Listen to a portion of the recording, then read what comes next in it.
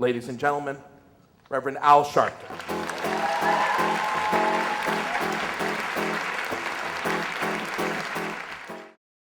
Actually, I was born and raised in Brooklyn and started preaching very young. My mother took me to a Pentecostal church called Washington Temple Church of God in Christ. And when I was 3 years old, I was baptized, having no idea what it meant, but knowing that my mother said that's what we do. And for some reason, I became enamored with the bishop. And I would come home every Sunday and line up my sister's dolls and put on my mother's bathrobe and preach to my sister's dolls, whatever the bishop had preached. Many years later now, I realized they were my best audience. And I eventually convinced the bishop to let me preach in church. And I grew up in my young boy years a boy preacher, to the point that when I was 9, I preached at the World's Fair here near LaGuardia Airport. You can see the grounds. I met a singer that night, and the singer told me, "The day will come, young man, that you will be able to really know what you believe, not just what you preach. You're preaching now out of talent, but you will one day really find conviction." And I had no idea at 9 years old what she was talking about. But as time went on and I got into my teen years, I decided that I did not want to be a pastor of a congregation or a church. I wanted to be committed to social justice. And it was the end of the 60s, and everyone in my school, Tilden High School, at that time in Brooklyn, was either in the anti-war movement or Panther or some kind of activist. And because I was a minister, I was enamored with, at that point, Martin Luther King Jr., who had just been killed, and I wanted to do social justice. So I grew up in the aftermath of the King movement, always remembering the admonition of this gospel singer. So I felt I had my conviction. I knew what my calling was.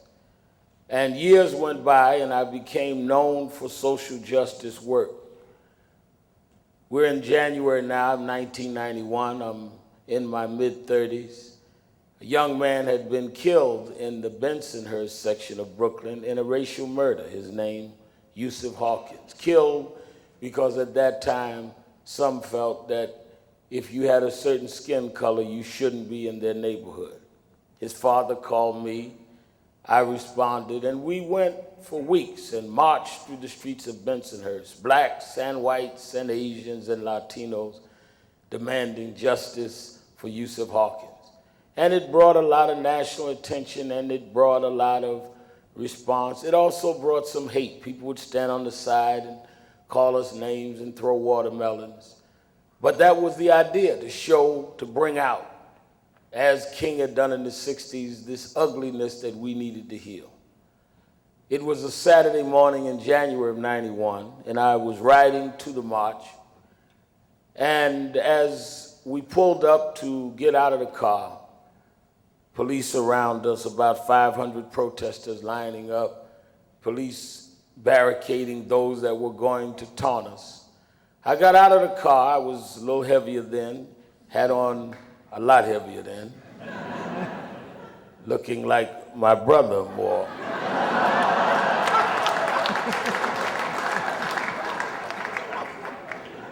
The genes are in our family, we can't help it. And I had on a jogging suit and a medallion, and I got out of the car and walked to the front of the line, and I felt something brush past me. And I felt like I looked out of the corner of my eye and saw a man whose face was contorted with hate. And I said, "He punched me."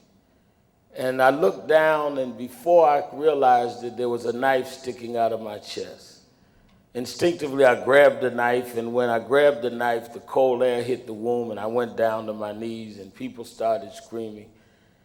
And with all of that police presence, there was no ambulance. They put me in the front seat of a car. They told one of the policemen, drive him to the hospital. We'll put a police car in front of you and one behind you. We don't have time to wait on the ambulance. So we got in the car. I'm sitting on the front seat bleeding, and there was a police car in front, one behind. And the police officer said, are you all right? I said, I think I am. He says, well, hold on, because I'm really not good at driving. So I said,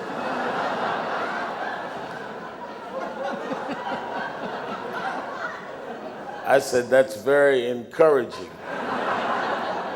So as we held on to Coney Island Hospital, I rushed into surgery, and I spent the night saying, now I know what conviction is. Now I know what it really means to answer call.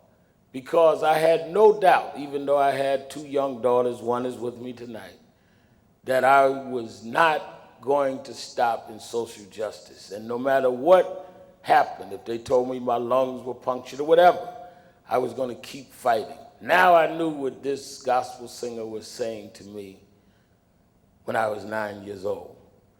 I got out of the hospital. They arrested the young man, and he was charged with attempted murder and assault. They scheduled his trial. And I remember as it rolled on a few months toward the trial, I was talking with my mother, who had then moved to Alabama. And she said, whatever happened to the young man that stabbed you? I said, it's funny you asked me that. He's going to trial about 2 weeks. She says, oh, are you going to forgive him?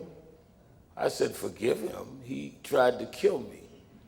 She said, but I thought you were convicted that you wanted to be like Dr. King. I said, well, I was. She said, well, what do you think he would do? I said, I don't know. And she says, I was just asking.